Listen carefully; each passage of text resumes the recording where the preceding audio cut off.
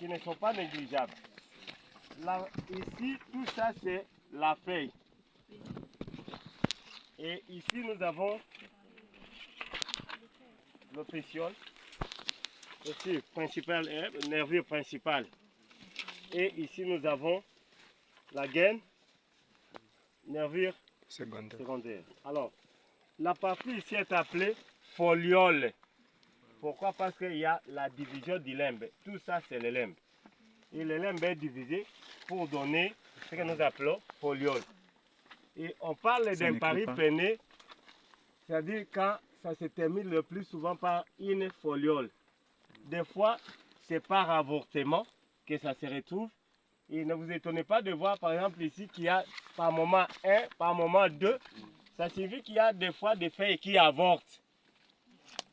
Quand la dernière feuille a avorté, on se retrouve devant le cas où ça se présente comme si c'est 2 feuilles à la fin.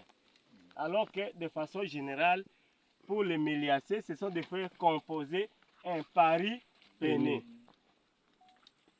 De façon générale, chez les méliacées, souvent l'écorce a un peu d'odeur. Donc pour les cas d'espèce, il n'y a pas une forte odeur, c'est une odeur très faible et la tranche est un peu violette ou tantôt rougeâtre. Deuxième, enfin un autre élément qu'on peut trouver, ce sont les stipules ici, ça. Vous voyez, sous forme de mamelon. Ça c'est vraiment la caractéristique pour cette espèce. Alors on peut terminer en disant que le plus souvent cette espèce connaît la cauliflorie, c'est-à-dire les fruits naissent du tronc de l'arbre.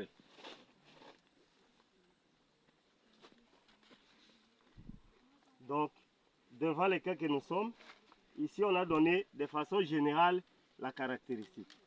Dans les rapports, on a dit que vous allez reprendre toutes les espèces que nous allons voir, mais vous allez choisir une espèce que vous allez donner en détail et les caractéristiques botaniques et les précurseurs contenus ainsi que leur usage. C'est-à-dire vous allez faire recours à la littérature, soit à l'internet, soit dans vos syllabus, soit dans les anciens travaux de la faculté de pharmacie. Alors je laisse la place à mon collègue de parler un peu sur le contenu des précurseurs que nous avons. Donc là c'est le contenu chimique. Alors, nous invitons le chef de travaux Jean-Willy qui peut placer un mot sur ça.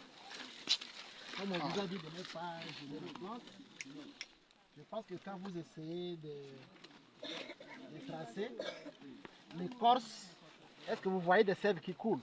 Non. En d'autres termes, pour faire une extraction des principes actifs qui se trouvent dans la plante ici, qu'est-ce qu'il faut faire? Soit on peut les avoir où?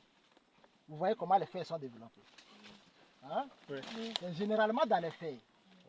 Et cette plante ici, c'est une plante qui peut nous produire des terpènes. Les terpènes, vous avez vu dans votre cours de biologie, les terpènes font quoi? Hein? Vous n'avez aucune idée. Donc vous n'avez même pas étudié le cours avant de venir ici. Non. Antioxydant, hein? Hein? Qui a dit ça? Tu as totalement raison. Donc avec les terpènes, on peut réduire le taux de toxiques dans l'organisme.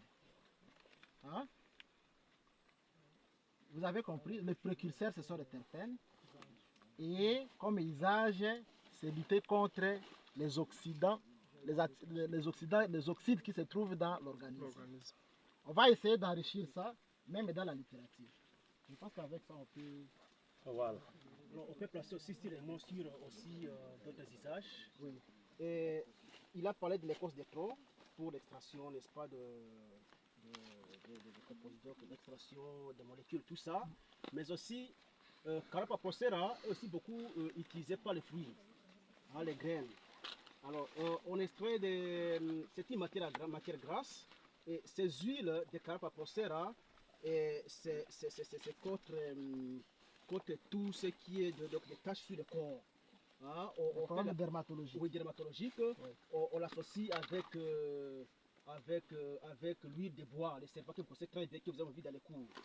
Hein, donc c'est ça.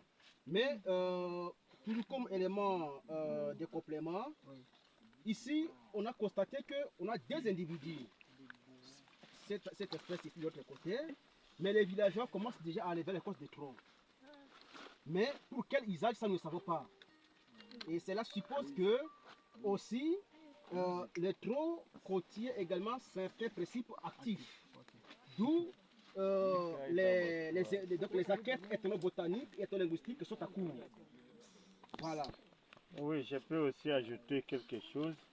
En principe, les recherches en cours, on n'a pas encore donné les derniers résultats, mais on présume que cette plante peut être utilisée en cosmétique. Voilà. Dans le cadre de cosmétique, fabrication de savons, fabrication de cheveux, tout ça. Des lotions. Voilà. Ça va? Des lotions, mais qui ont leur usage. Voilà.